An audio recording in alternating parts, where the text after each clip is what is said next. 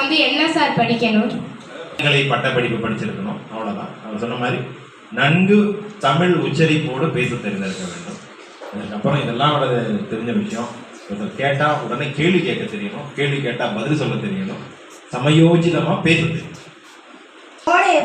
என்ன சார் பயணிகள் குறிக்கோள் என்ன சார்? உங்களுடைய தலைமை ஆசிரியர் காலையிலே சொன்னார் பார்த்தீங்களா, இன்றைய நாளினுடைய சிறப்பு பற்றி யார் சொன்னாருங்க? MS சுவாமிநாதன் ஐயாவை பற்றி சொல்லியிருந்தாங்க. ஸோ நாம் வந்து தொடர்ந்து நம்மளுடைய பணி அலுவல் காரணமாக ஏதோ ஒரு வகையில் பயணம் செய்து கொண்டே இருப்போம்.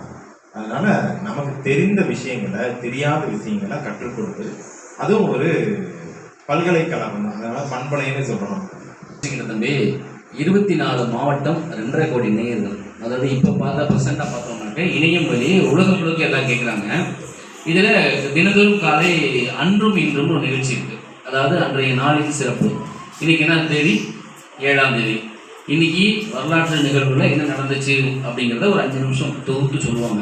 நீங்கள் அதை கேட்டீங்க அப்படின்னாக்க ஜிகே புக்கு தேவையில்லை, ப்ரெசெண்டாக என்ன இருக்குன்றதை நம்ம அனலைஸ் பண்ணிக்கலாம். இது நல்ல நிறைய வழிமுறைகளை பின்பற்றுவோம். கோடை எஃப்எம்னால நீங்கள் இது 100.5 அப்படின்னு சொல்றீங்களா சார்? சொன்னார் இல்லைங்களா, ஒவ்வொருக்கும் நமக்கு இப்போ நமக்குலாம் ஆதார் கார்டு கொடுக்குறாங்கல்ல, அது எதுக்காக கொடுக்குறாங்க? உங்களுடைய ஆதார் கார்டு உங்கள் நம்பர் அவங்களுக்கு இன்னொருத்தவங்களுக்கு போகுமா? போகாது இல்லையா? ஒருத்தருக்கு ஒரு நம்பர் தான் இருக்கும். அந்த மாதிரி எஃப்எம்ல வந்து நிறைய சொல்லுவாங்க. 91.2, 100.5, 106.4 அப்படிலாம் நிறைய சொல்லுவாங்க. இது வந்து ஃப்ரீக்வன்சி மாடுலேஷன் அப்படின்னு சொல்லுவாங்க. அதிர்வலை இருக்கு இல்லையா, அந்த ஒரு குறிப்பிட்ட எண்ணில் அந்த அதிர்வலையை அனுப்பும்போது தான் நம்ம ரேடியோவில் டியூன் பண்ணும்போது அந்த அதிர்வலையும் இந்த அதிர்வலையும் ஒன்றா சேரும்போது நமக்கு அவங்க ஒளிபரப்பு செய்யக்கூடிய பாடலோ அல்லது பேசக்கூடிய பேச்சோ நமக்கு கேட்கும். அதுதான் அந்த நம்பர், அது பேர் ஃப்ரீக்வன்சி அப்படின்னு சொல்லுவாங்க. சரி, சிஸ்டம்ஸ்ல வந்து என்னென்னலாம் இருக்கும்? அதாவது பழைய ரேடியோ வந்து சீன வானொலி இதெல்லாம் கேட்டிருப்பீங்க.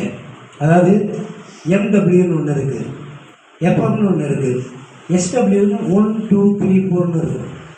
அது வந்து MW அப்படிங்கிறது மீடியம் ஃப்ரீக்வன்சி. அந்த மீடியம் ஃப்ரீக்வன்சி இப்போ வழக்கு வந்துக்கிட்டே வருது, குழப்பம் போயிடுச்சு.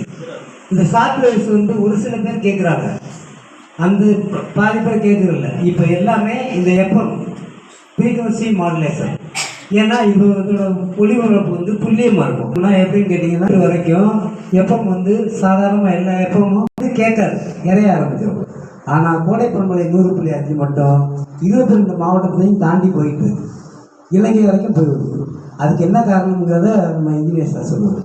கொடைக்கானல்ன்றது நல்ல ஒரு மலை பிரதேச பகுதி. அங்கே இருக்கிறதுனாலையும் நிறைய பீச், அந்த ஃப்ரீக்வன்சி மாடுலேஷன் சொல்லுவாங்க, பண்படுத்தப்பட்ட லைட். இதனால வந்து நல்ல துல்லியமாக நிறைய இடங்கள் இருக்குது.